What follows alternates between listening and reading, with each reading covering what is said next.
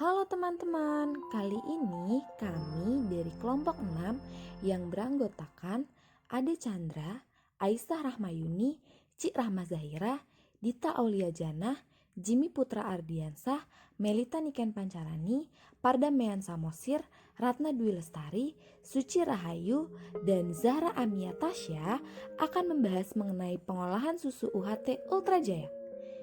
Yuk simak yuk pembahasan video berikut. Check it out. Oke, di sini saya akan menjelaskan beberapa poin meliputi proses produksi, jenis proses yang digunakan, bentuk aliran pada proses, dan juga kelebihan dan kekurangan pada proses produksi susu UHT Ultra Jaya. Oke, baiklah langsung saja di sini saya akan menjelaskan proses produksi. Di mana sama seperti proses produksi minuman susu lainnya, untuk pertama kali dimulai dari penerimaan bahan baku susu segar, di mana susu segar ini harus dibawa dengan keadaan dingin dengan suhu sebesar 4 derajat Celcius. Setelah masuk, lalu akan diperiksa di laboratorium, yaitu mulai dari bau, suhu, kandungan mikroorganisme, dan lain sebagainya. Lalu setelah itu, susu akan masuk ke dalam pipa homogenisasi, di mana pada tahap ini bertujuan untuk agar lemak dan susu lebih menyatu ataupun lebih homogen. Nah, tahap selanjutnya yaitu sterilisasi, di mana sterilisasi ini bertujuan untuk membunuh mikroorganisme. Dalam sterilisasi ini, susu dipanaskan dengan suhu sekitar 140 derajat Celcius dan dalam waktu 4 detik. Setelah disterilisasi, susu akan ditampung dalam aseptic tank, di mana susu ini akan bertahan sampai sekitar 10 bulan selama kemasan belum dibuka. Baiklah, selanjutnya saya akan menjelaskan bentuk aliran pada proses produksi ini. Bentuk aliran tidak lepas dari tata letak, di mana tata letak itu merupakan suatu landasan utama dalam dunia industri. Tata letak pabrik ini bertujuan untuk menunjang kelancaran proses produksi dari sebuah perusahaan ataupun sebuah industri.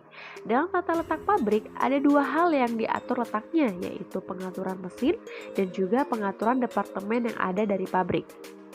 Tujuan utama dari perencanaan dan pengaturan tata letak pabrik yaitu untuk mengatur area kerja dan segala fasilitas produksi yang paling ekonomis untuk operasi produksi, aman dan nyaman, sehingga dapat menaikkan moral kerja serta performance dari operator ataupun dari para pekerja. Tata letak pabrik ini meliputi perencanaan dan pengaturan letak mesin, peralatan, aliran bahan, dan orang-orang yang bekerja pada masing-masing stasiun kerja. Jika disusun secara baik, maka operasi kerja menjadi lebih efektif dan efisien. Dalam proses produksi ini, bentuk aliran yang digunakan yaitu pola Youssef, yang mana sistem pemindahan bahan relatif efisien. Pola aliran menurut Youssef ini akan dipakai jika akhir dari proses produksi akan berada pada lokasi yang sama dengan awal produksinya. Hal ini akan mempermudah pemanfaatan fasilitas transportasi dan juga sangat mempermudah pengawasan untuk keluar masuknya material. Aplikasi garis aliran bahan relatif panjang, maka pola Youssef ini akan tidak efisien dan untuk itu lebih baik digunakan pola aliran bahan tipe zigzag. Tetapi karena proses produksi ini lebih cocok digunakan tipe pola Youssef, maka pada proses ini menggunakan tipe pola Youssef. Selanjutnya masuk ke dalam jenis aliran, di mana jenis aliran produksi dari pengolahan susu UHT itu yaitu continuous flow, yang berarti proses produksi dilakukan secara terus-menerus dan dalam skala besar. Peralatan produksi yang digunakan pun disusun dan diatur dengan memperhatikan urutan-urutan kegiatan atau routing dalam menghasilkan produk, serta arus bahan dalam proses telah distandarisasi.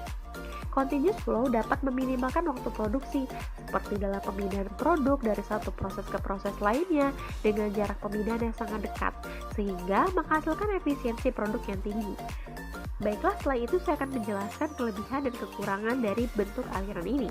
Untuk kelebihan dari bentuk aliran ini, yang pertama yaitu mempermudah pemanfaatan fasilitas transportasi. Yang kedua, mempermudah pengawasan untuk keluar masuknya material dari dan menuju pabrik dan aktivitas produksi di dalam pabrik. Yang ketiga, yaitu mengurangi proses pemindahan bahan. Sedangkan kekurangan dalam bentuk aliran ini yaitu tidak bisa diaplikasikan pada aliran bahan yang relatif panjang. Yang kedua, membutuhkan penggunaan mesin yang sejenis dalam proses produksi sehingga dapat menimbulkan biaya investasi yang besar. Gimana Gimana nih? Udah paham belum?